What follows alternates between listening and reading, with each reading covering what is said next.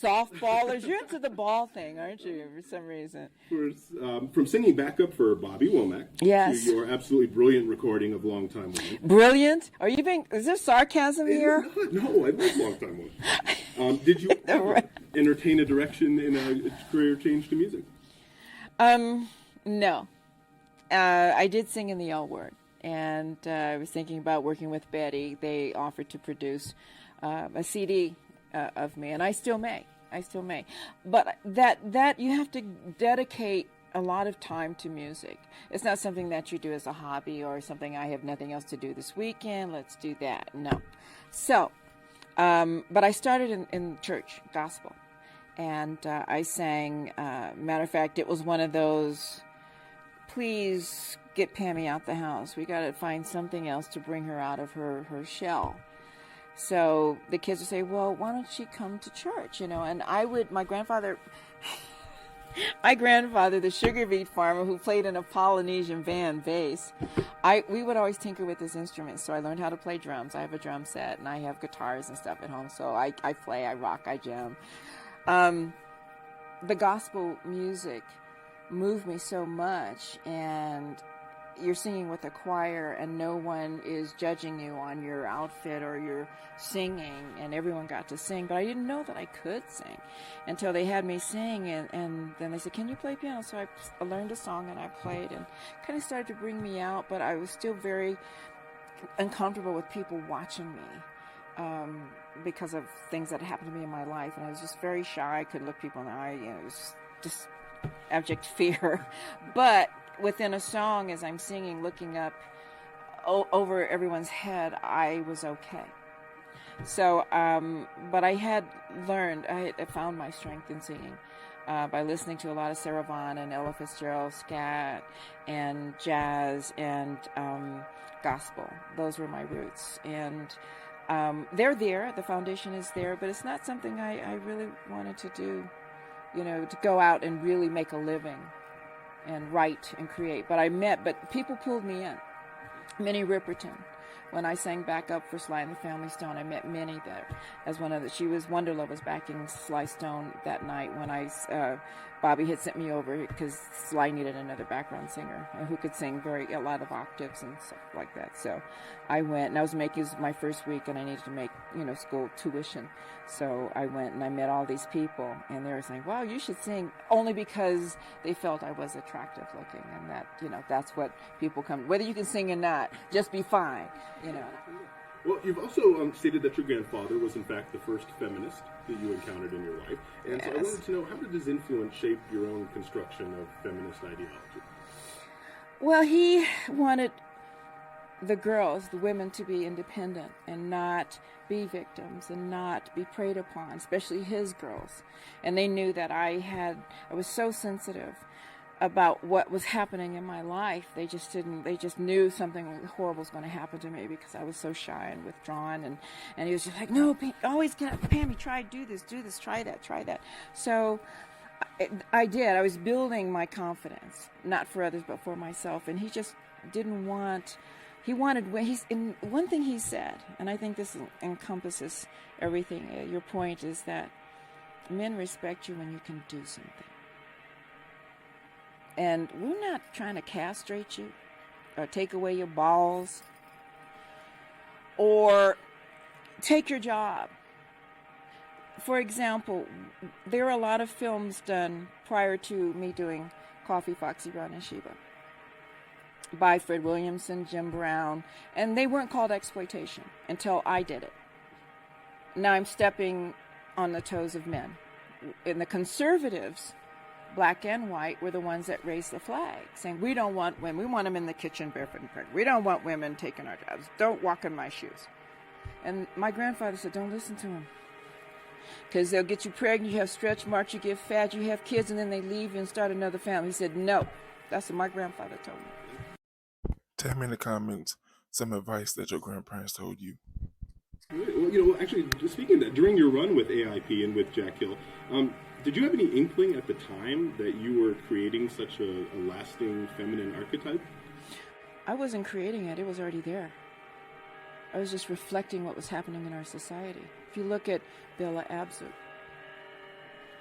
Gloria Steinem, Barbara Jordan, Shirley Chisholm. They were all speaking of women's liberation. The women in my family.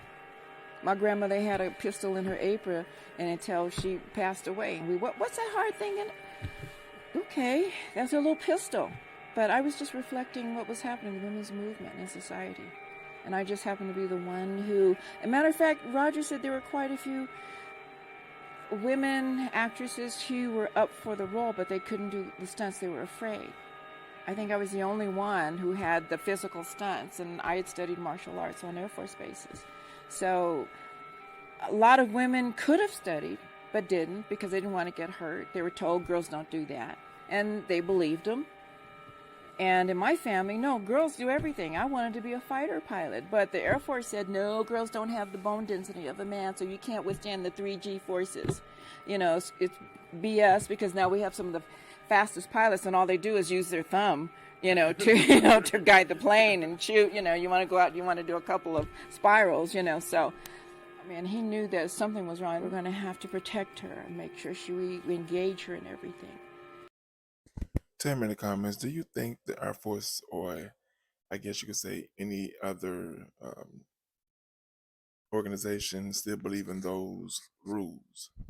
So we don't make her feel like she's not normal.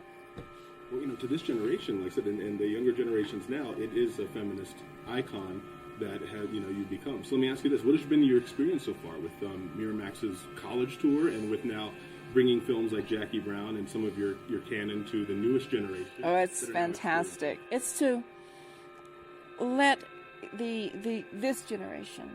It's to show the progression of society being comfortable with the independence of women and the society of women. For a long time, there was a woman who drove the first stagecoach in the mail route in Montana. Gary Cooper wrote about her, Mary Fields. It's a Western. It would be a Western. And I wanted to engage, get the Annie Oakley character, the Calamity Jane, Wild Bill Hickok, make it a really rough and, just a Clint Eastwood, good, bad, and ugly. I was going to call it bitchy. But anyway, but Mary Fields drove the stagecoach, a 6 team of horses, to win a job, and she had to race another driver to the depot and win the job to keep it. Otherwise, she was going to be a slave again. And she was so good at it, she got the job. And I've been trying to get, just this compilation of these great people and the progression of women. And I was trying to get the company who hired to show how progressive they were with women, to allow this woman to drive a stagecoach. It would show it on a commercial to show, women said, hey, I want my money in that bank because they were supporting women, a women's stagecoach driver. Otherwise, it's lost history. It's lost. And we need to teach that, whether you use it or not. It's informative. And it gives you a sense of, wow, I work with women and girls who are physically challenged, mentally challenged. In my therapeutic riding program, I support. And they can't ride a bike, can't walk stairs, they can't do a lot of things, but they dream. And when they see it at a commercial or movie, you just see them just, wow, wondering what it would be like. And it just gives me,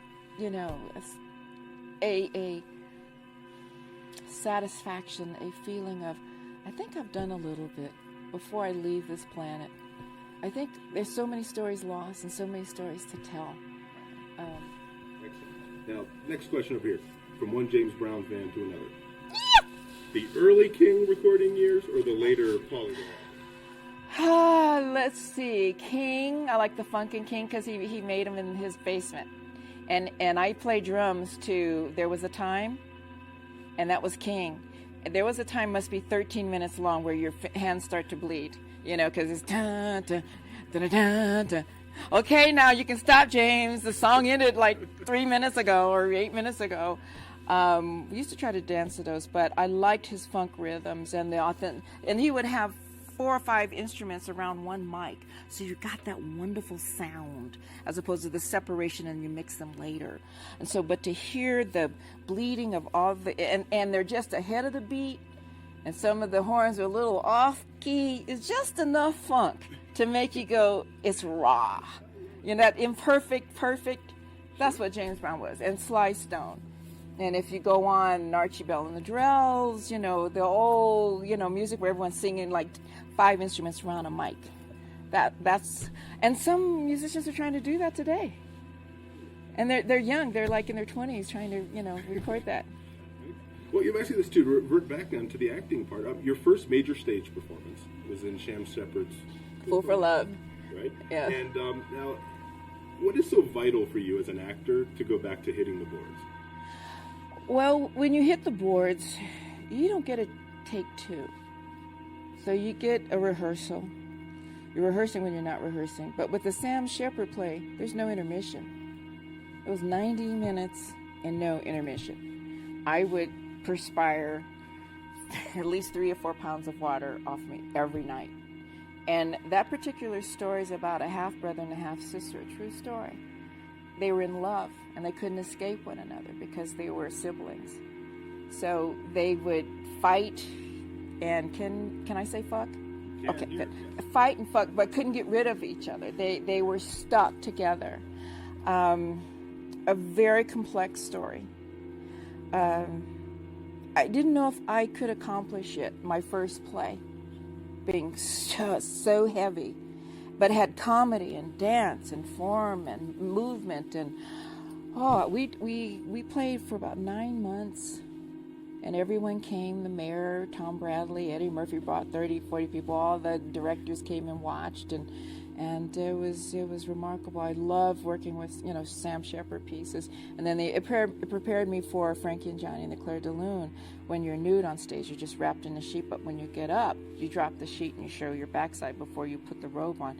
That scared me to death. First time on stage when we had to rehearse. Okay, everybody, drop your clothes. Literally, the director said, drop your drawers. And I broke out in hives. I was like, oh, I'm not, this is not happening. I am too weak. I can't do this. I punked out. But the next day, I was calm. I wanted to do the work. Terrence was coming to see the work, to see the play. And I didn't want to let him down. And I just said, if I break out, I'll just take some Benadryl and keep on going. But it was a wonderful play, a love story about a great-looking chef. Just got out of jail, and he falls in love with this woman who has a lot of weight on her. And she doesn't think she'd ever find a man who would look like him or be like him, her hero. And they met in this cafe. And when they selected Kim Basinger, I said, what happened to the story? Is Kim going to put on some weight? They made me put on weight. Boy, I had another butt back there. It's like 2 people. I'd enter the room and someone else came behind me. It's like, oh, Lord. And I said, but that's okay. If Kathy Bates can do this with her brilliance. When I saw her do it, she was really naked. I'm like, oh, are you kidding? So I said, if this brilliant actress can do this, if I can be as half as talented, do half the work, I'll be okay. And I haven't been right since. Your former dear friend and frequent cooking collaborator, Federico Fellini. Yes. Uncle Philly. It's very dear to our readers. I bet he is. What's your personal favorite of his film canon? Well, I don't know. Because there's so many. I liked all of his work. But I did like the Armored one. That's yes. Because I was hoping I would have been in it as well, Pam, we'll set up the camera, you ride through here again, and it'll be a fantasy. I really wanted to be in this movie, I swear. That was probably my Freudian slip. I'm going to ride through this man's in a leopard skin on a black horse with a fro, and he's going to put me in his movie. And I'll be here working in Rome forever. Let me know in the comments, what was your favorite Pam Grier movie? I don't know. I liked his work, but I liked his. There's something very, very erotic. He had this eroticism that was very normal. That we all want to be erotic, and he would play that. And I learned maturity. I didn't know if I could conform or be as free, but I admired the freedom that he offered to the actors. I don't look at the whole scope of a film. I look at what is the end result of telling this story and the points made and without pontificating, what is he telling, without preaching, and messages, are there any, were there not? And it's a feast. I'm really going to revisit them because I enjoyed not only Fellini, but Bertolucci, Kurosawa. That's one of my favorites is, The Seven Samurai. I used to go see martial art films with Kareem Abdul-Jabbar in the early 70s. We would on the weekend because he was studying from Bruce Lee. And I had studied other forms of karate, which I got hurt. Women get hurt because when you make contact with karate, it hurts. With Kung Fu and Qigong, you meditate, so you don't feel the pain as much. Which, if you watch Jackie Chan, he'll break a bone and he doesn't feel it because he's meditated. He's probably 19th degree for you guys who study for him. And he is like, you can cut his arm off and he's still coming at you because he doesn't even feel it. I just like what each filmmaker is going to bring. And with Kareem, and we saw the movies evolve to Jackie Chan and then to Bride with White Hair, and The Drunken Master 1 and 2. I used to love those because I loved it. It was another form from another culture. Tell me in the comments, what form of martial arts do you know or always wanted to learn? And how they made you feel like this was realism to them. And that's why you come to a film festival. That's what you want to see, their documentaries of stories lost, stories discovered and translated to us in the best way. So we can feel that we're a part of the global humanity, that we do have legacy. We do have, from music to film to culture to costume, we have such richness. And that's how we learn about each other. Music and theater and film. And with the film, we've got great music, that tells a story within. When we're not speaking, the music will tell a story. Now, you actually touched on this earlier, because as a historian, I was still very anxious to know how are we progressing with the frankly long overdue biopic of Mary Fields? Has anyone agreed to take this? Oh, well, I took it to one studio and they told me no one would believe there was a black female stagecoach driver. And I said, okay. All right, and then I tried Dorothy Dandridge. I was working on her for over 20-some years, and it was just timely that, Halle Berry was able to do it through Oprah. So, everything's timing, and it's cyclical, it's segmented, the art is subjective, and so how do we make it that it is generation today with these historical figures, with all the CGI, now we can really cover the horse's feet underneath the stagecoach, the wheels, the First Nation chased her, but they never fired upon her stagecoach because they thought she was magic. But everyone else, they took out.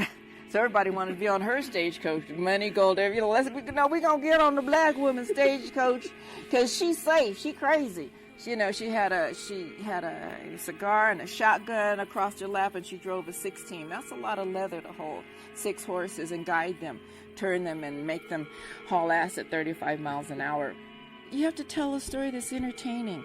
It has to have everything that the audience is looking for today. You have to have a man-woman relationship, very, very raw. You have to have the fear of predation and make it look fantastic. But it has to be the right script to tell the right story that is important but yet entertains people. That's what we do, or we can't survive. People don't realize that it's a business. We're not trying to wave flags. We're not trying to solve community crises and world wars. We're just trying to tell stories that speak of who we are and how we solve these stories, whether it's one man or 1,000. So it takes a gift to do that. It would be the writer. You are in the unique position to be able to answer a long-running dispute. I am? You are directly going to help us. Over the internet, who would win in a fight, Coffee or Foxy Brown? Well, let's see. Coffee is not afraid to drive a car through a building. Coffee was my mom, and she was the nurse that always attended to someone. The ambulances didn't come to our neighborhood, and so people who were injured on the street were always taken to a nurse, and sometimes my mom's house or the nurse down the street or a few blocks away. And she was always stitching up somebody in the kitchen. That was her compassion. Knowing she could lose everything if found out, but people were laying on the street all day. What could you do? So Foxy Brown was my aunt, and she didn't have patience. She was very frustrated in her life. Very pretty, but her beauty caused her to be that magnet for the wrong men, wrong people, wrong situations. And my aunt was stunning. She was so gorgeous. Would drive a Harley, being First Nation, African American, and Filipino, all these mixtures. She'd walk in a room and people just stopped breathing. But she had a temper, no patience, and I think, and also from drinking. Gin does this to me. I turned out my debutante ball, by the way, when I had a few too many slow gin fizzes and the dress was turned around and everything. But gin swells. It's toxic to me, and I have that tendency with as my aunt did. And she was quick to the draw. My coffee would be more analytical. I'm gonna sneak around and get you when you sleep. My aunt would just pow. She didn't think. Later. That's the way she was, and she got in trouble. But she fought for mankind. She would not let anyone become a victim or be beaten up or bullied.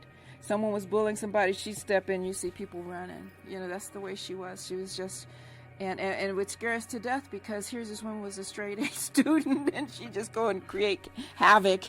And well, I think it's because my family came from the Wild Wild West. They're descendants of the Underground Railroad. They're cowboys. They were serious, real raw prairie people. And I brought that to the film. I brought to film, as my grandfather's legacy would say. I want the girls to do everything boys can do: hunting and fishing and shooting. Last question for you. Tell us about Chicks with Sticks. Chicks with Sticks.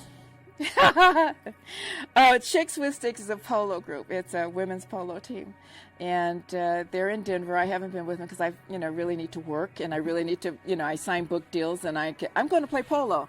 They're like, no, we're going to sue your ass. So it's a group of women who play polo and for various charities, and I miss them. I miss being with them. As a matter of fact, the horse that I rode, she passed away, so I really don't have her with me, who could, was basically my eyes for me. So, but they're a wonderful group, and come on now. People say, what are you, nuts? But I guess I am. I think it's because being a cancer survivor and having so little growing up to do, it's been trying to catch up, and not immaturely, not just irresponsibly, if you will. I know when I'm shooting a movie, I took my horses up when I was doing the L word. I wouldn't jump over 4 feet. I took little jumps so they wouldn't, Pam showed up to work and all her legs are broken. That never happened. That never happened, but I wanted to live. There's something I can do it. I can travel 4 states with horses and go over the border, rent and ride horses after work. Jennifer Bills thought I was crazy, but hey, she was there with me, right along with me. And she would, hide your boots. Don't let them see your boots, Jennifer. They're going to blame me if you hurt yourself. I was doing crazy, but I just wanted to live, because sometimes I don't feel I'll wake up. Sometimes I feel I'll go to sleep and I won't wake up. So I want to make sure that day was a full day. It might be a little crazy, I've stopped a few people from being mugged on the street, and I shouldn't have, but I did. But I just, sometimes I think I won't wake up. And I want to have a full day. So you don't look back and say, God, she didn't get that done, man. The tires are still off of that, so. Wonderful. Pam, it's been a pleasure. Thank you for indulging us. Okay, so this video raises a few questions, and I want you to answer them honestly in the comments. The first question: what type of movie role would you love to see Pam Grier do?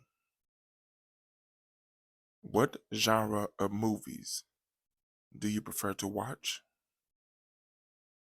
And who will win in a fight, coffee or Foxy Brown? Now, please be honest in the comments. Also, do not forget to like this video and subscribe to the channel.